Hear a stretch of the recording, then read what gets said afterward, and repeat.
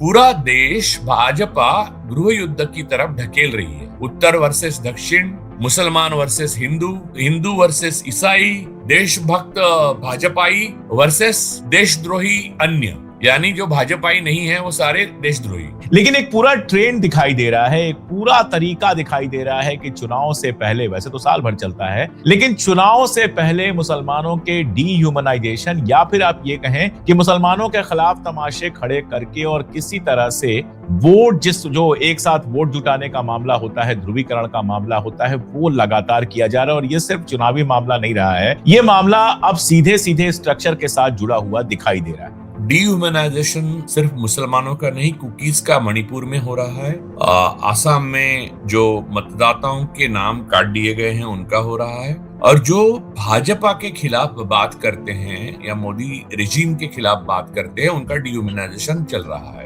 आपको कहीं नरेंद्र मोदी डरे हुए लग रहे हैं? क्योंकि बंगाल चुनाव के पहले जिस तरह से डिलिमिटेशन वाला लाया गया, उसको महिला आरक्षण से जोड़ के प्रचारित किया गया, उसके बाद जो उन्होंने एक 29 मिनट बोला उसमें 58 बार कांग्रेस का नाम लिया, और बंगाल जैसी जगह पर महिलाओं को अधिक प्रतिनिधित्व देंगे इसकी बात कर रहे हैं, जबकि बंगाल में पहले ही ममता खुद मुख्यमंत्री हैं, सबसे ज्यादा उनके यहाँ अगर आप देखेंगे तो सांसद महिलाएं हैं, बाकी जगह रिप्रेजेंटेशन दिया हुआ है। वहीं बीजेपी को आप देखेंगे तो रिप्रेजेंटेशन के मामले में वो सबसे पीछे है। कि मोदी डरे हुए हैं, इससे हमें क्या लेना देना, वो डरे रहे, लेकिन मोदी जी पूरी तरह से अस्त व्यस्त हो चुके हैं। उनकी कोई इंटेलेक्चुअल या साइकोलॉजिकल इंटीग्रिटी होती है और देश चलाने के लिए जो क्षमता होनी चाहिए वो खो चुके हैं। He is lost. वो बस एक कठपुतली की तरह एक्टिंग कर रहे हैं। टेलीप्रॉम्प्टर, ग्लिसरीन और कैमरा, ये तीन किरदार उनके साथ ना हो तो मोदी जी है ही नहीं। जो भी इंफॉर्मेशन आपके पास पहुंच रही है उसके आधार पर बंगाल चुनाव में क्या लग रहा है आपको? बंगाल एक अलग मानसिकता वाला प्रदेश है और वो इतना मोह माया में पड़ गए बंगाल के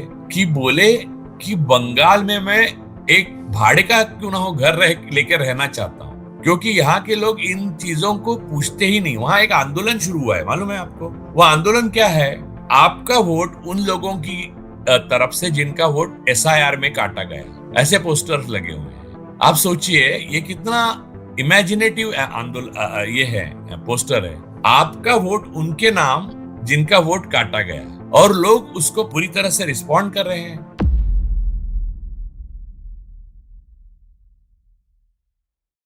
नमस्कार, मैं अशोक कुमार पांडे और स्वागत है आपका TCH पर। आज बहुत दिनों बाद हमारे साथ आए हैं राजू भाई। बीच में गले की समस्या थी, स्वास्थ्य की कुछ समस्याएं थी, तो हमने भी कहा कि पूरा आराम कर लीजिए, फिर पूरी ताकत के साथ लौट के आइए। राजू भाई, बहुत बहुत स्वागत, बहुत अच्छा लग रहा है आज आपको फिर अपने साथ यहाँ स्क्रीन पर देखकर। Thank you.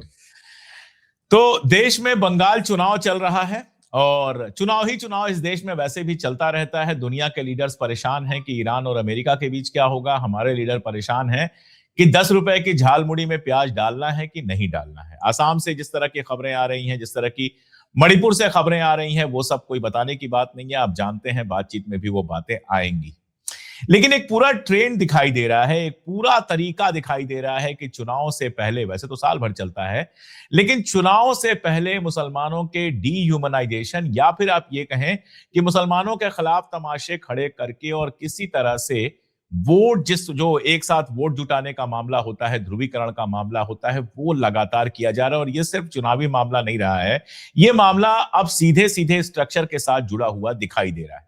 आपको दो उदाहरण देता हूं। पहला उदाहरण TCS का, जिस पर मैंने डिटेल वीडियो बनाया था। निदा खान का नाम आया, उसको HR का हेड बता दिया गया, बाकायदा नेशनल टीवी चैनल पर उसको HR का हेड बताया गया, जबकि वो लड़की सेल्स गर्ल थी, सेल्स में थी, वो टेलीकॉलर थी। और उसको पूरा ऐसा तमाशा खड़ा किया गया जैसे कि TCS के अंदर पूरा धर्मांतरण का मामला चल रहा हो। बहुत सारे जो तथ्य दिए गए वो बाद में गलत साबित हुए। TCS ने कहा कि इस तरह की कोई शिकायत हमारे पास आई ही नहीं थी। दूसरा मामला लेंसकार्ट, आप सब जानते हैं, बड़ी कंपनी है, चश्मे बनते हैं, अफोर्डेबल चश्मे बनते हैं। वहां से वीडियोस और तस्वीरें आई कि बजरंग दल के लोग और भाजपा के लोग वहां पर जाकर तिलक लगा रहे हैं और किस किस तरह का तमाशा कर रहे हैं। ये सिर्फ दो एग्जाम्पल हैं, और जितनी देर में मैंने इन दो एग्जाम्पल्स का जिक्र किया है, कोई तीसरी घटना देश में हो गई हो तो कोई बड़ी बात नहीं है। ये पूरा जो तमाशा चल रहा है वो सारी दुनिया में न केवल हमें विलन बना रहा है, बल्कि एक देश के रूप में हमको लगातार कमजोर कर रहा है। मैं अपनी बात यहीं पे खत्म करता हूं, मेरी 20 मिनट की आदत है, अगर मैं बोलता रहूंगा तो। राजू भाई, बिना किसी सवाल के हमेशा की तरह आपका टेक, उसके बाद सवाल जवाब की बात करेंगे। देखिए सर, डीह्यूमनाइजेशन सिर्फ मुसलमानों का नहीं, कुकीज का मणिपुर में हो रहा है। आसाम में जो मतदाताओं के नाम काट काट दिए गए हैं उनका हो रहा है। और जो भाजपा के खिलाफ बात करते हैं या मोदी रिजीम के खिलाफ बात करते हैं, उनका डीह्यूमनाइजेशन चल रहा है। अब मुसलमानों का जो डीह्यूमनाइजेशन है, और ये इनको मानवता के गुनहगार मानना चाहिए, ज्ञानेश गुप्ता और बाकी सारे लोगों को।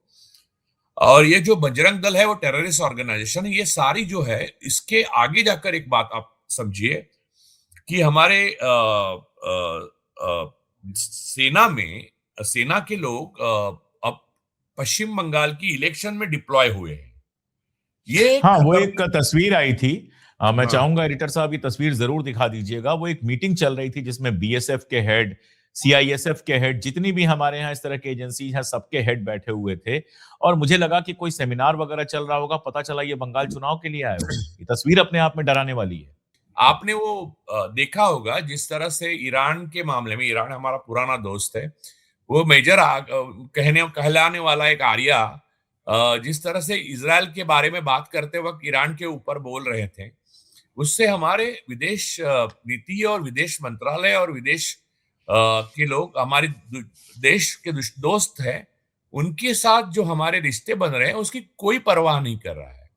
कुल मिलाकर यह स्थिति सिर्फ मुसलमानों के लिए या कुकीज के लिए या मणिपुर के लिए या असम के लिए या वेस्ट बंगाल के लिए खतरनाक नहीं है। पूरा देश भाजपा गृह युद्ध की तरफ ढकेल रही है। उत्तर वर्सेस दक्षिण, मुसलमान वर्सेस हिंदू, हिंदू वर्सेस ईसाई, फिर देशभक्त भाजपाई वर्सेस देशद्रोही अन्य, यानी जो भाजपाई नहीं है वो सारे देशद्रोही। तो ये सारी जो बातें हैं, ये बातें झूठ पर बेसिस है और प्रोपागंडा पूरी तरह से इजरायली बोर्ड्स और इजराइल 70% इजरायली बोर्ड्स लगाकर हो रही है। तो हमें आजादी चाहिए तो इजराइल से आजादी चाहिए। इजराइल ने ब्लैकमेलिंग का टेक्निक यूज करके, यानी देश के मुखिया को ब्लैकमेल करके उसको गवर्नर जनरल बना देना है अपने देश का, और फिर वो देश को इजराइल के हिसाब से चलाएगा। ये मॉडल अपने यहां चल रहा है। वो मॉडल जब तक खत्म नहीं होता तब तक देश आजाद नहीं होगा। तब तक रूल ऑफ लॉ जो भारत में पहले था, अब मुरली मनोहर जोशी ने खुद कहा है, भारत को अपने आप को विश्वगुरु कहने का कोई हक नहीं है। भारत विश्वगुरु था, अब नहीं है। ये बीजेपी के मार्गदर्शक मंडल के मुरली मनोहर जोशी का खुद का बयान है। आप वीडियो लगा सकते हैं अपने चैनल पे। तो हम जो विश्वगुरु नहीं रहे, अब हम अर्थव्यवस्था में भी छठे स्थान पर आए, हालांकि स्टैटिस्टिक्स झूठ देने के बावजूद। तो आप मैं मुझे कभी नहीं ये समझ में आया, रूस हो, अमेरिका हो, ब्रिटेन हो या कोई भी देश यानी चीन हो, हिंदू मुसलमान या उनके जो बहुसंख्य लोग हैं और मुसलमान या ईसाई, इनके आपस में झगड़े लगाकर कैसे देश प्रगति पथ पर जाएगा? ये देशभक्ति का लक्षण नहीं है। ये किसी अन्य देश के लिए हो रहा है। वो हमारे देश के खिलाफ, अर्थनीति के खिलाफ है, जो हमारे देश को एक कठपुतली बना के रखना चाहते हैं, गुलाम बनना चाहते हैं और दरिद्री बनाना चाहते हैं। ये इजराइल का जो पूरा कारनामा है, इसको अमली जामा बीजेपी आरएसएस पहना रही है। ये इसका सार है। लेंसकार्ट और वेस्ट बंगाल में जो सेना पहुंची वो, या फिर असम में जो हो रहा है, टीसीएस में जो हुआ, या आप रास्ते पर देख रहे हैं बूढ़े आदमी को, मुस्लिम है तो भिखारी को भी मार रहे हैं, मुस्लिम भिखारी दिखा तो भी उसको मार रहे हैं, बूढ़े आदमी को मार रहे हैं, अपाहिज आदमी की जो कुर्सी है उसको लात से उड़ा रहे हैं, औरत को उसके हिजाब को लेकर या बुर्खा को लेकर खींच के वो करते हैं, उसको अपमानित करते हैं, उसका मॉलेस्टेशन करते हैं, और मौका मिले तो रेप भी करते हैं। ये ओरिजिनल थियरी सावरकर की है। आपके यवनों के प्रति रेप ना करना आपका सद्गुण विकृति है, ये सावरकर ने लिखा है। लेकिन अब जो हम लोग कर रहे हैं, हमारे देश में जो हो रहा है, वो trained by Israel and instructed by Israel specifically. हमें इजराइल के अंडर, यानी देश की सत्ता मोदी रिजीम के पास रहनी है तो उनको इजराइल की सुननी है। इजराइल की सुननी है तो ये सारा मामला बिगड़ाना है और देश को गृह युद्ध की तरफ ढकेल देना है। ये हो रहा है। हम एक मानसिक रूप से साइकोलॉजिकली सफोकेशन जो आपको हमको हो रहा है, वो हम मानसिक रूप से गाजा ही जी रहे हैं। हम गाजा में जी रहे हैं सर। बस मैं वो एक सेकंड रोकूंगा राजू भाई। इसी चीज से जोड़ते हुए, लेकिन इन सबके साथ आपको कहीं नरेंद्र मोदी डरे हुए लग रहे हैं? क्योंकि बंगाल चुनाव के पहले जिस तरह से डिलिमिटेशन वाला लाया गया, उसको महिला आरक्षण से जोड़ के प्रचारित किया गया, उसके बाद जो उन्होंने एक 58 कितना 29 मिनट बोला, उसमें 58 बार कांग्रेस का नाम लिया, और बंगाल जैसी जगह पर महिलाओं को अधिक प्रतिनिधित्व देंगे इसकी बात कर रहे हैं, जबकि बंगाल में पहले ही ममता खुद मुख्यमंत्री हैं, सबसे ज्यादा उनके यहाँ अगर आप देखेंगे तो सांसद महिलाएं हैं, बाकी जगह रिप्रेजेंटेशन दिया हुआ है। वहीं बीजेपी को आप देखेंगे तो रिप्रेजेंटेशन के मामले में वो सबसे पीछे है। तो ऐसा लग रहा है आपको कि बंगाल में सारा नाटक करने के बाद, सारा कुछ कहने के बाद, घुसपैठिया उसपैठिया सबके बाद, अब उनके पास कोई मुद्दा नहीं बचा है? कहीं वो डर दिखाई दे रहा है उनको? देखिए, कायर तो वो पहले से है, डरे हुए तो पहले दिन से है। जिस तरह से उनकी सुरक्षा को लेकर वो सचेत रहते हैं, आप देखिए राहुल जी या राजीव जी होते थे, इंदिरा जी होती थी, लोगों में मिलते थे, चाहे शहीद हो गए, नेहरू मिलते थे, वैसे मोदी जी नहीं मिलते। मोदी जी नहीं, और जनता के बीच, कल तो गए थे झालमुड़ी खरीदने के लिए। नहीं वो तो आदमी बिठाया गया था सर, वो आदमी पहले उसको नंगा करके चेक किया गया होगा।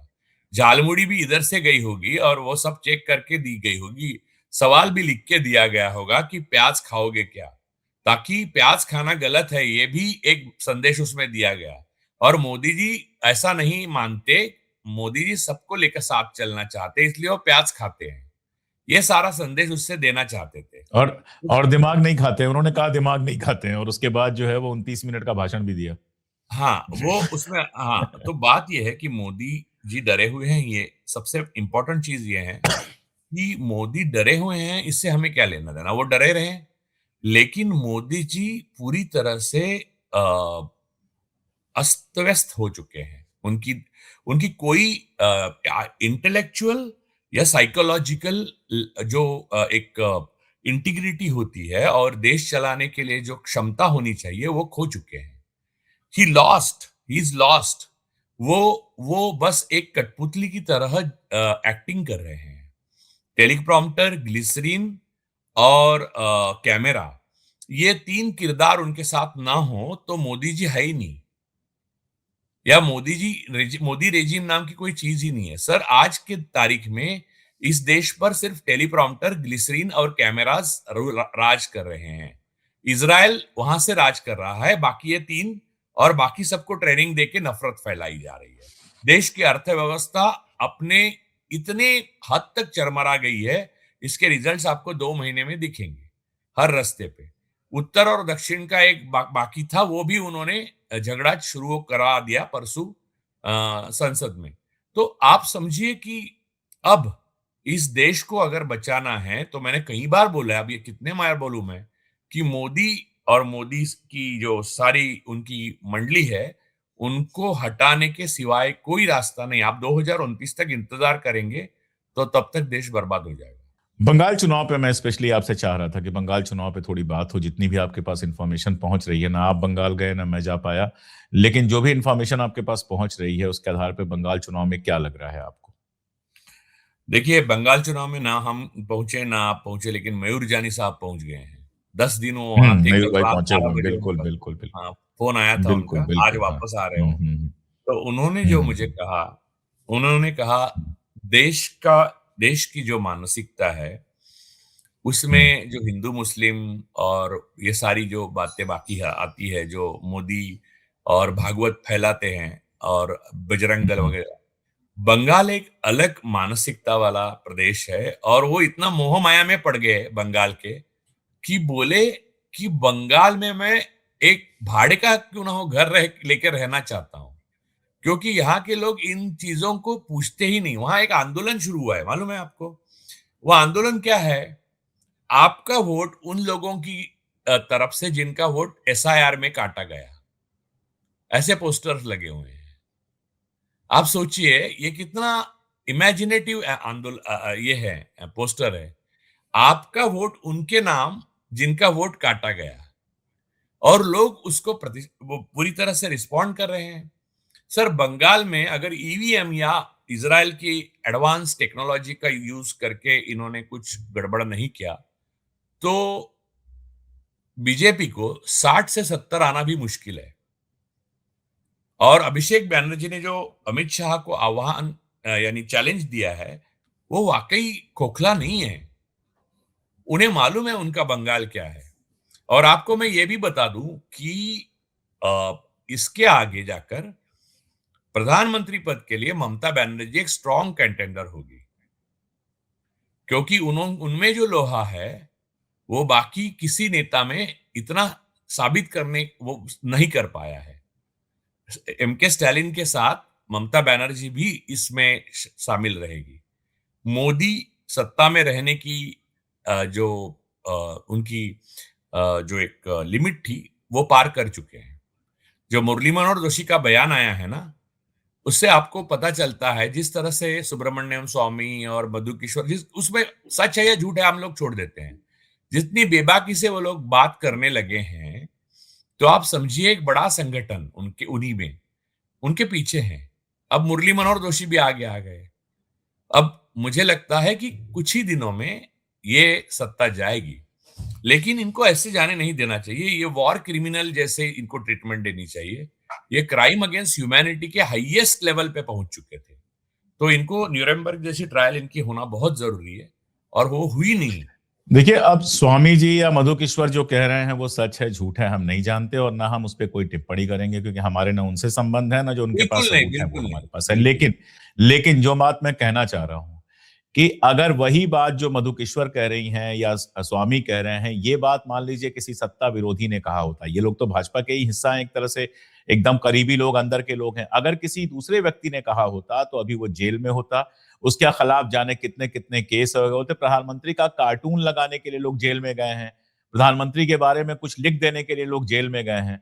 तो अगर इतनी सारी बातें कोई और कर रहा होता तो वो जेल में होता। ये लोग इतना सब कुछ लिख रहे हैं, बोल रहे हैं, मधु किश्वर अलग अलग जगह जाकर इंटरव्यू दे रही हैं, किसका किसका नाम ले रही हैं, उसके बावजूद उन लोगों के खिलाफ क्यों नहीं कोई कार्रवाई हो रही है, ये भी अपने आप में एक बड़ा सवाल है। मैं यही भारत का यही नागरिक मेरा होने के मुद्दा है। नाते यही मैं मेरा भारत का मुद्दा है। नागरिक होने के नाते सरकार से मांग करता हूं कि प्रधानमंत्री को इस तरह से बदनाम जिस तरह से वो कर रही हैं उनके खिलाफ कार्रवाई करनी चाहिए। क्यों नहीं हो रही है, ये अजीबोगरीब आश्चर्यजनक बात है। तो बंगाल का आप ये कह रहे हैं कि बंगाल में इन सब के बावजूद जितना इन्होंने किया है, मेरे पास भी जो इनपुट्स आई हैं, जो दोस्तों से बात हुई है बंगाल के इनके समर्थक और इनके विरोधी दोनों से, उससे यही लग रहा है कि बंगाल में दाल बहुत गलती हुई दिख नहीं रही है। मतलब मछली खाने को कोई मछली लेके निकल रहा है, कोई कुछ निकल रहा है। वो आसाम का मुख्यमंत्री जाके कह आया मैं उनसे 2 किलो ज्यादा मीट खा सकता हूं। तो भाई जब इतने मीट खोर हो तो इतने नाटक क्यों, अपने यहाँ क्यों इतने सारे नाटक करते हो, मुसलमानों को इतना परेशान क्यों करते हो मीट खाने के लिए, वगैरह वगैरह। विपक्ष को लेकर मैं एक बात करना चाहूंगा। आज हम लोग बहुत दिनों बाद बैठे हैं तो बहुत सारी बातें ऐसी हैं जो बीच में भी आई, करने का मन हुआ, लेकिन आप थे ही नहीं अवेलेबल। विपक्ष के पूरे परफॉर्मेंस को आप कैसे देखते हैं? ठीक है, अच्छी बात है कि वो बिल संसद में गिर गया, सब लोगों ने एक होकर वोट दिया, लेकिन जिस तरह से नुक्ता द नुक्ता जवाब देना चाहिए था, जिस तरह से एक एक पॉइंट जनता के सामने क्लियर करना चाहिए था, भाई अगर वो लाइव आकर 8:30 बजे बोल सकते हैं तो 9:30 बजे आप भी लाइव आकर बोल सकते हैं। तमाम जो यूट्यूब चैनल्स हैं और बाकी सब हैं उनसे अपील कर सकते हैं कि भाई लाइव चलाओ, हमारा प्रेस कॉन्फ्रेंस कर सकते हैं, लेकिन वो गोल गोल घुमा के बात खत्म हो जाती है। अभी तक मुझे विपक्ष डिफेंस में हमेशा दिखता है, ऑफेंस में बहुत कम दिखाई देता है, जो जो विपक्ष की खूबी होनी चाहिए। ये मेरा हमेशा कहना है कि हमारा विपक्ष अगर सक्षम होता, पावरफुल होता, तो हंगेरी, नेपाल, श्रीलंका जैसे हम अभी तक इस गुलामी से, इजराइल की गुलामी से मुक्त हुए होते। विपक्ष की सबसे बड़ी कमजोरी ये है, जो कमजोरी पहली बार हमें दूर होती दिखाई दी जब डिलिमिटेशन के बिल के खिलाफ जब वोटिंग हुई, वो एक नहीं हो रहे थे और अनुशासित नहीं थे। वो इस बार हुआ, तब आपने रिजल्ट देखा। तो मुझे लगता है कि ये जो इलेक्शंस चल रहे हैं उसके बाद विपक्ष को अपनी रणनीति और अपनी सोच समझ दोनों में बदलाव लाना बहुत जरूरी है, क्योंकि हर प्रकार की, हर किस्म की हाथकंडे अपनाकर अमित शाह और मोदी अपनी सत्ता में बैठे रहना चाहते हैं, क्योंकि उनको मालूम है कि सत्ता खोने के बाद उनकी जगह जेल में होगी। और ज्ञानेश गुप्ता ने अपने कॉन्स्टिट्यूशनल एंटी कॉन्स्टिट्यूशनल होने की चरम सीमा पार कर दी गई है।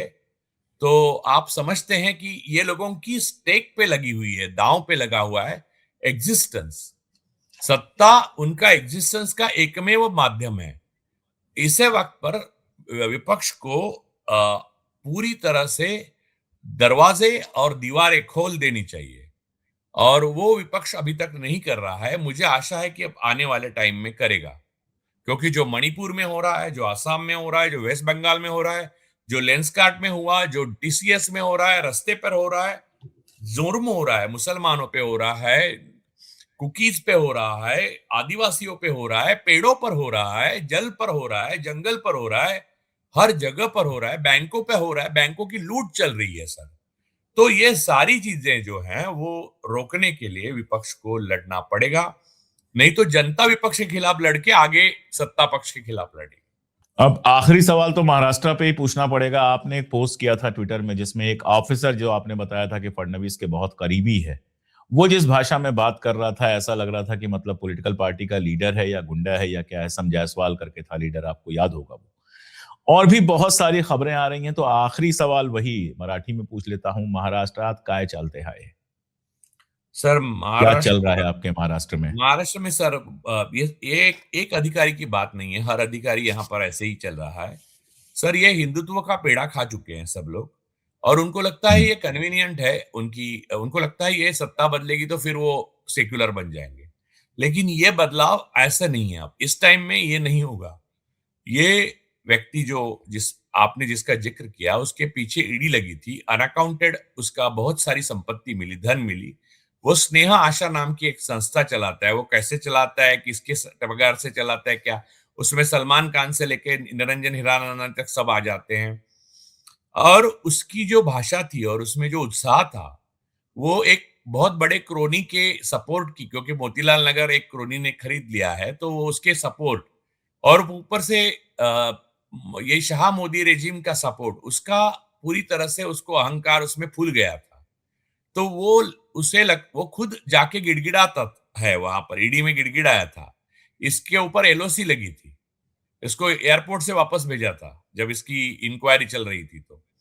तो ऐसे आदमी को जिसकी कुछ एजुकेशन क्वालिफिकेशन बीए हिंदी है, अब हम्म। आईएएस भी कैसे हुआ वो देखना पड़ेगा इस देश में, क्योंकि सर्टिफिकेट का बहुत गड़बड़ है।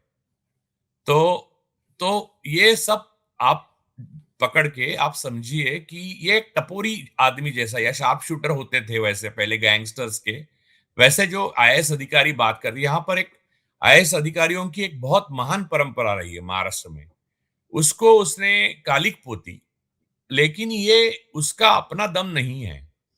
ये उसको डायरेक्ट ऊपर से मोदी, शाह और यहाँ के जो क्रोनीज है मुंबई के दो, उनकी तरफ से मिला हुआ है। तो देखिए, ऐसा है कि वक्त बदलने में देर नहीं लगती। तो यही लोग हैं और यही अधिकारी है। आप दोनों की जगह बदलते हुए भी देखेंगे, जैसे हम और आप आरएसएस के मुख्यालय में दिल्ली में आइसक्रीम खाने के लिए बैठेंगे। जी।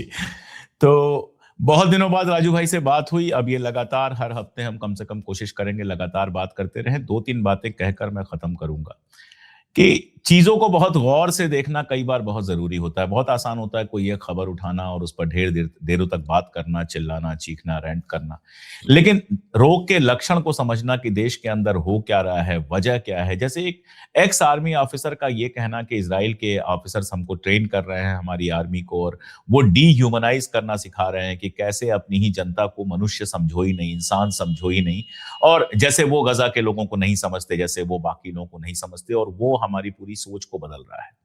किस तरह से आप बंगाल में देखते हैं, और भी स्टेट में चुनाव होता है, लेकिन इस तरह से बीएसएफ, सीआईएसएफ, सबके सीआरपीएफ, सबके चीफ बैठे हैं, सामने ऑफिसर्स बैठे हैं, और वो फोटो बाकायदा आती है, इस तरह से कभी दिखाई नहीं देता।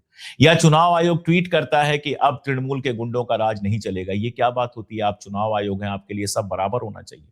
तो ये दरअसल पूरे सिस्टम को, पूरे स्ट्रक्चर को तोड़ने फोड़ने और बदलने का मामला है। और डीलिमिटेशन एक और नया झगड़ा लगाने का, और आप ये समझिए कि साउथ और नॉर्थ के बीच अगर झगड़ा लगता है तो ये कितना भयानक होगा, देश तोड़ने वाला होगा, ये आप समझ सकते हैं। ये लगाने की कोशिश थी।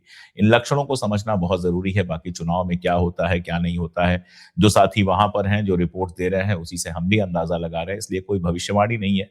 लेकिन अभी ये समझ में आ रहा है कि ममता दीदी के पास पहुंचने के लिए दिल्ली अभी दूर है। आज के लिए इतना ही। आगे भी हम लगातार बात करते रहेंगे। जुड़े रहिए हमारे साथ। बहुत शुक्रिया राजू भाई। Thank you sir.